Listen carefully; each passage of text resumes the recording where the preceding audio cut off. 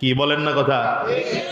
যে হাদি হত্যার বিচার এখনো শুধু প্রশাসন বলছে আমরা আসামি ধরতেছি।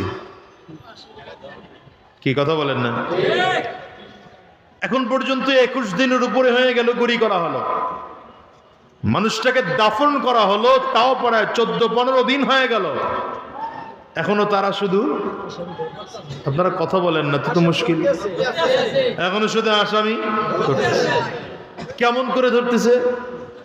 তাদের স্টাইল, বলার স্টাইল দেখেন। এটা প্রশাসনের কথা, আমি সেটা নকল করে বলতেছি। ভাই এখানে বসেন, এখানে বসেন, এই যে খালি জায়গা আছে। এটা প্রশাসনের কথা আমি নকল করে বলতেছি। সেটা হলো তারা বলছে দেখেন হাদিকে গুলি করা হলো কোথায়। এটা আবার রাজনৈতিক আলোচনা মনে করেন না, এটা রাজনীতির কথা না, এটা নীতি নৈতিকতার কথা। গ্রামে গুলি করা হয়েছে? আপনারা আসতে বলেন কেন? গ্রামে গুলি করা হয়েছে? গ্রামে গুলি করছে, কোথা থেকে কই চলে গেছে আমরা খোঁজ টোজ পাই নাই, হিসাব নিকাশ পাই নাই। কোথায় গুলি করা হলো? না না না, শহরটা কি শহর? রাজধানী।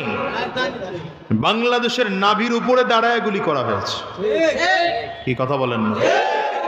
রাজধানীর মতো এত ভাইটাল এলাকায় একদম দিনের বেলা সূর্যের আলোতে দীপ্ত আলোর মধ্যে, কুয়াশাও ছিল না যখন গুলি করছে, কুয়াশা ছিল, যেমন আজকে সূর্য উঠে নাই, ঠিক না?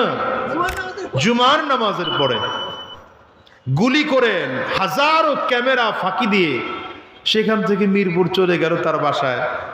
এরপরে গিয়ে সে পোশাক পাল্টাইলো, তার মোটরসাইকেলের নাম্বার প্লেট পাল্টাইলো। তো প্রশাসনের কথা, আমি বানায় বলতেছি না। সেখান থেকে সে চলে গেল কোথায় বললাম? গাবতলী। গাবতলী থেকে সে চলে গেল হালুয়াঘাট, তারা বলতেছে। সেখান থেকে সে চলে গেল ওই পার। তা আমি বলবো এই প্রশাসনের কাছে চোর ধরার জ্ঞান আছে, ডাকাত ধরার জ্ঞান আছে কি নাই? জ্ঞান অবশ্যই জ্ঞান আছে, ট্রেনিং দিছে না তারা, জ্ঞান আছে।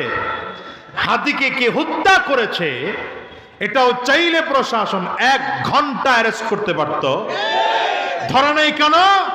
নীতি আর নৈতিকতার অভাব, কোরআন ও সুন্নাহর জ্ঞান ওদের মধ্যে না থাকার কারণে এই প্রশাসন নীতি আর নৈতিকতা ভুলে গিয়েছে, মানুষ হতে পারে না। রাগ করলেন? এই জন্য অপরাধীকে আড়াল করছে। হাদিকে হত্যা করা হয়েছে যারা, যদি এর অ্যারেস্ট করা হতো, বিচার করা হতো, তাহলে সামনে নতুন করে আর কোনো অপরাধ ঘটতো না, ঠিক কিনা বলেন? এমন করে হাজার ঘটনা আছে, আমি যদি উদাহরণ দিয়ে বলতে পারবো। এদেশের ইঞ্জিনিয়ার সাহেব আছে অনেক, যারা ইঞ্জিনিয়ার আছেন রাগ করেন না। আমরা বিগত দিনে দেখেছি ইঞ্জিনিয়ার সাহেবরা রডের পরিবর্তে, মাশাআল্লাহ আপনারাও তো জানেন, দেখা যায় রডের পরিবর্তে কেন বাঁশ দিল? ইঞ্জিনিয়ার সাহেবের মধ্যে কনস্ট্রাকশন সম্পর্কে ভালো জ্ঞান আছে কি নাই? জ্ঞান নাই, জ্ঞান আছে। কোন বিল্ডিং এ কত সুতার আট দিতে হবে, কতটুকু নিচে ঢুকতে হবে, পাইলিং কত ফিট ঢুকতে হবে, সিঁড়িটা কেমন করতে হবে, ছাদ কত ইঞ্চি ঢালাই দিতে হবে, কোন ছাদ ইটের ঢালাই হবে আর কোন ছাদ পাথরের ঢালাই হবে, এটা সে ভালো বুঝে। কিন্তু কোরআন ও সুন্নাহর জ্ঞান না থাকার কারণে নীতি আর নৈতিকতা শিখে নাই, মানুষ হতে পারে না। কি ঠিক না বেঠিক বলেন? শুধু তাই না, আরো যদি বাস্তব উদাহরণ দেই তাইলে বলবেন, বিগত দিনে আমাদের দেশ যারা চালাইছেন মাশাআল্লাহ, তারা চলে যাওয়ার পরে সাংবাদিকরা রিপোর্ট করলো 28 লক্ষ কোটি টাকা এই দেশ থেকে বিদেশ পাচার করছে। সুবহানাল্লাহ কইবেন আর কি কইবেন? মাশাআল্লাহ। কত কোটি টাকা বললাম? 28 লক্ষ কোটি। চিন্তা করতে পারেন? ব্রেনে ঢুকে, অঙ্কটা ব্রেনে ঢুকে 28 লক্ষ কোটি। বললাম তো 1 মিনিট লাগলো না, 10 সেকেন্ড লাগলো না। তো কি পরিমাণ টাকা দেশ থেকে বিদেশ পাচার হয়েছে। তো এরা কি দেশ চালাতে অক্ষম ছিল না? দেশ কেমনে চালাতে হয় জ্ঞান ভালো ছিল, কেমন করে চুরি করতে হয় জ্ঞান ভালো আছিল, ব্যাংকের সফটওয়্যার হ্যাক করে কি করে দেশ থেকে টাকা বিদেশ পাচার করতে হয় সে জ্ঞান ভালো ছিল। আলেমদেরকে কি করে জেলে ঢুকাইতে হয় ওই জ্ঞানও ভালো ছিল। মাহফিল কি করে বন্ধ করতে হয় সে জ্ঞান ভালো ছিল।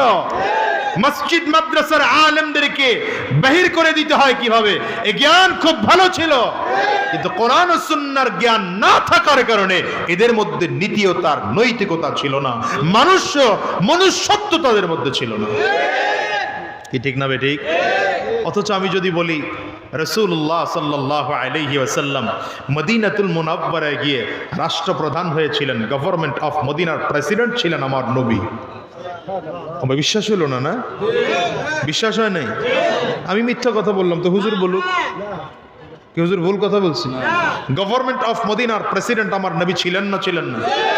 নবীজি ইন্তেকালের পরে নবীজি তো 10 বছরের উপরে রাষ্ট্রপ্রধান ছিলেন, কথা বলে না? এরপরে নবীজি ইন্তেকালের পরে নবীজির প্রিয় সাহাবী, নবীজির সব থেকে কাছের সাহাবী আবু বকর সিদ্দিক রাদিয়াল্লাহু আনহু রাষ্ট্র পরিচালনার দায়িত্ব গ্রহণ করলেন। আবু বকর সিদ্দিক রাদিয়াল্লাহু আনহু 2 বছরের উপরে রাষ্ট্র চালাইছেন।